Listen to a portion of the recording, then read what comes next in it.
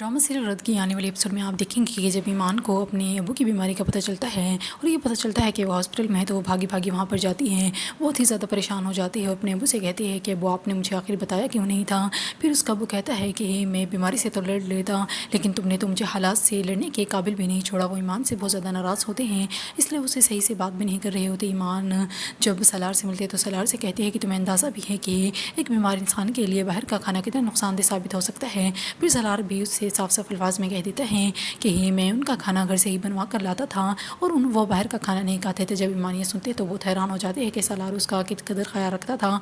जब फिर ईमान के अबू बाहर घर आते हैं तो फिर ईमान अपने अबू से कहती है कि आप इलाज के लिए राज़ी हो जाएं, आप जैसा कहेंगे मैं वैसा ही करूँगी। लेकिन ईमान का अबू से बेहद नाराज़ होता है, इसलिए वो वहाँ से चला जाता है ईमान को अकेला छोड़कर। और दूसरी तरफ अब सलार का मामू सलार से कह रहा होता है कि फैक्ट्री तुम्हारी है। फिर सलार कहता है कि लेकिन चलाते तो कामरान भाई हैं। उसका मामू कहता है कि चलाने की क्या बात है तो तुम्हारी मलकियत तो तुम्हारी है। फिर वो कहता है कि चलाना तो दूर की बात हो तो मुझे उस फैक्ट्री में घुसने भी नहीं देते।